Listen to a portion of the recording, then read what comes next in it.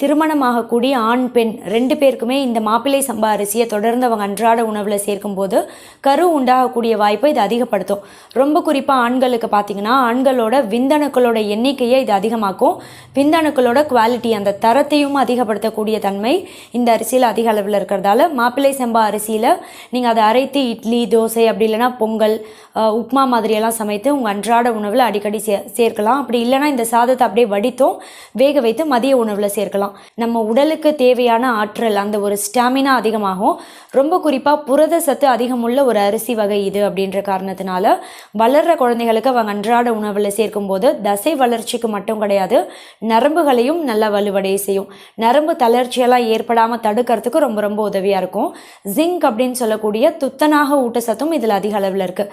இதனால் நம்ம உடம்புல நோய் எதிர்ப்பு தன்மையை அதிகமாக்கும். இந்த மாப்பிள்ளை சம்பா அரிசியை தொடர்ந்து சாப்பிட்டுட்டே வரும்போது சின்ன வயசுலேருந்தே வளர்கிற குழந்தைகளுக்கு கொடுத்துட்டே வந்தால் பிற்காலத்தில் நீரிழிவு நோய் பாதிப்பு ஏற்படக்கூடிய வாய்ப்பு ரொம்ப ரொம்ப கம்மி தான். நீரிழிவு நோய் பாதிப்பு ஏற்கனவே இருக்குது அப்படின்றவங்களும் இது லோ கிளைசமிக் இண்டெக்ஸ் உணவு வகைகளில் ஒன்றா இருக்க காரணத்தினால இந்த அரிசியை உங்கள் அன்றாட உணவில் சேர்க்கும்போது உங்கள் ரத்தத்தில் எப்போவுமே சர்க்கரையோட அளவு கட்டுப்பாட்டில் தான் இருக்கும், அதிகமாகாது. புற்றுநோய் ஏற்படக்கூடிய வாய்ப்பை ரொம்ப ரொம்ப கம்மி பண்ணும். ரொம்ப குறிப்பாக பார்த்திங்கன்னா கோலான் கேன்சர் ஏற்படக்கூடிய வாய்ப்பை கம்மி பண்ணக்கூடிய தன்மை இந்த அரிசியில் அதிக அளவில் இருக்குது. இரும்பு சத்தும் அதிகம் உள்ள ஒரு உணவு இது.